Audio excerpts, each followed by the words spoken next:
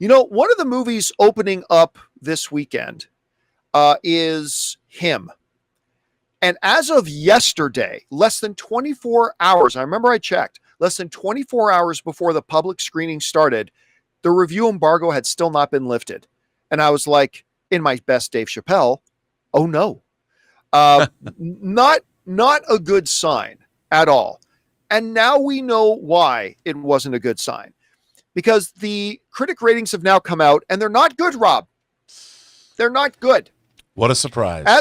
As of right now, the rating for Him is 32%, which, again, there are worse. That means like 1 out of almost every 3 critics kind of liked it, but 2 out of every 3 didn't. Let's go over and take a look at some of the reviews that Him has been getting, shall we? Dexero writes. Starting off strong. Him combines genre in a unique way, but mixing sports movie with humor. But in telling a tale of football's dark side, those opposing forces frequently make uneasy bedfellows.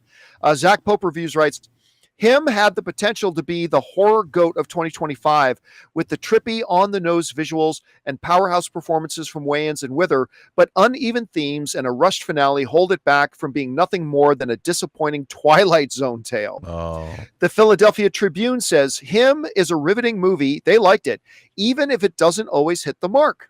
Okay, I mean, they didn't love it, but they liked it. Nerdist liked it. They said Justin Tipping's Him tackles our religious allegiance to football, unsettling hero worship, sacrifice, and identity crisis in a surrealist thriller and warning siren wrapped in one strange package. Metro liked it. They said it might not be the tightest film of the year, but it's certainly one of the most daring and memorable. Its haunting visuals and psychological depth make it a bold addition to the genre, one that pushes the boundaries of what sports movies can be. Substream magazine didn't like it. They said Him finds itself trapped in the Peelification of cinema, invoking elements of his visual style and satirical views on society without understanding why they were effective in the first place. Loire Nartour writes, outside of the brilliance of Marlon Wayans, Him is so garish and loud that it feels like an exercise on how to shock and awe filmmaking the audience can endure. And it goes on. One of the top critics, Film Maven, says, Him is barely a movie. It's an extended video game sequence with a satanic vibe to it. Wayans is good, but he's not worth making a point to see in the movie. Eesh. Anyway, so Rob, coming out of CinemaCon, there were 2 big presentations that I really didn't enjoy. One of them was Him. Remember, we talked about it afterwards. I'm like, I don't know what they're going with Him, but this doesn't look good. And now we're seeing the results. The other one, oddly enough, was the Colin Farrell, Margot Robbie one. What's it called? A Big, Bold, Beautiful Journey? Yes. Right. And I said, I don't know what they were going for. This doesn't feel good. Well, that is also, its review embargo is lifted as well. It's got better than Him, but not by much. Yeah. It's got like a 42 or a 43% as well. I'll tell you what, compound that with the fact that I thought the trailers for Him have been absolutely garbage. Like all it tells is like, look how psychedelic this movie's going to be. And I just never thought the trailers are good. Listen, we're doing a movie meetup for Him. I might have picked the wrong movie, but we are doing a movie meetup for Him. And I got to say, the marketing for this was so bad. If I wasn't doing a movie meetup from it, I don't think I would be seeing it at all. But I am going to go to see it in a couple of nights. Anyway, Rob, you're hearing the reviews now for Him. They don't look great. What's been your expectation for the film, and what's your takeaway from the reviews we're reading? Well, I'm a little disappointed, to be honest. I mean, while I agreed with you, I didn't know what I didn't know what to make of the movie, but I was hoping for some demonic Machiavellian, the coach from hell, and he really was tempting a player with, it's the last temptation of Christ idea, and will the players... I was thinking about it would be something else. I think the problem that I have with these kinds of movies is they're dealing with very literary devices, literary conceits in terms of what's going on, and they're trying to cover up, at least, and I say this without having seen the film, but just with the reviews that you've read, the imagery is supposed to smooth over what the movie lacks in terms of its script writing. And, I can't help but think back to go, you know what? There's a great, it's got an A-list sheen, but it's really a B movie. And that is The Devil's Advocate with Al Pacino and Keanu Reeves. Yeah. I love that movie. Now, that movie, it's a B movie. It's a B movie with an A-list cast, an A-list sheen, and Taylor Hackford's directing is terrific. That's a perfect way to describe it. Yeah. You're going to appreciate this imagery. So continue speaking, but I'm going to go ahead. Yeah, and it's just, you have to know that. And when you're delving into horror tropes, or you're delving into psychedelia, or you're delving in whatever, the comparison is great. Oh, wow. Well, see, because clearly they were going for something. That's funny. I didn't even know that when I made that comparison. But when you're doing that, you need to have the fundamental literary understanding of the kind of story that you're telling. And we see that a lot now in especially genre fiction, in horror and science fiction, where the creators, the writers, don't have, like, one of the comments was this movie didn't understand the satire that Jordan Peele's movies would get into. Like, it's trying to play those tropes. Yeah. But you need to that's a writing issue.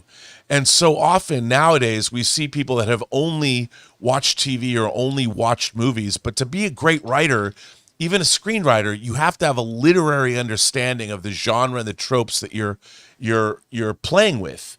And after seeing, I didn't get a sense of that when we saw the trailers for this movie, and now to have that bared out is kind of a bummer for me. But I got to tell you, John, I'm going to go see it. I want to see what it's like, because it looks like there's got some interesting stuff in it, and maybe there's something that'll appeal to me. I don't know. By the way, I'm still surprised because they're trying to do, I think the marketing is intentionally maybe a little deceptive. I mean, look at this picture. So many crucifixion. Oh, yeah. This is the crucifixion. The footballs are the nails. And it's like, if you're going to play with these kinds of tropes with heaven behind you or whatever, or God, you better know what you're doing as a writer and as a director. Because by the way, look at this image. Look at this image Jonathan has up, right? What's the name on the image? On that promo image, what name do you see on there? Jordan Peele. Yeah, they have gone out of their way to convince the audience, or to make it appear to the audience, or to give the impression to the audience that this is a Jordan Peele movie. It's not. And I still talk to people all the time who think that Jordan Peele directed this film. He didn't. This is not but that's the only name they put all over. And I understand why, because Jordan Peele's a big name, but there are still a lot of people out there who think Jordan Peele directed this film, and he did not.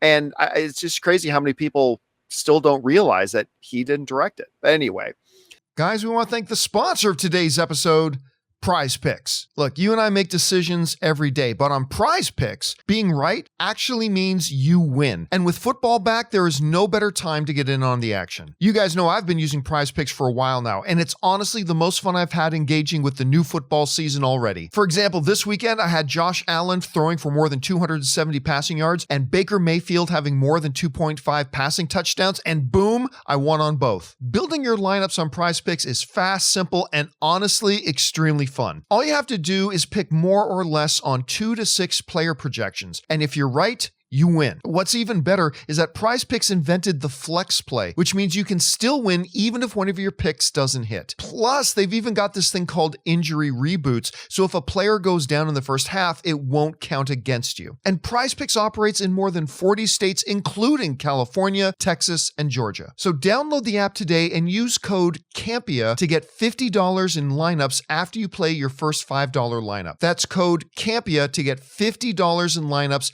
after you play your first $5 lineup. PrizePicks. It's good to be right. Guys, question is for you.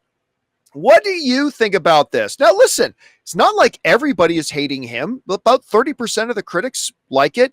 Maybe that means I'll like. I mean, maybe I'll love the film. I'm not sure. Maybe you will too.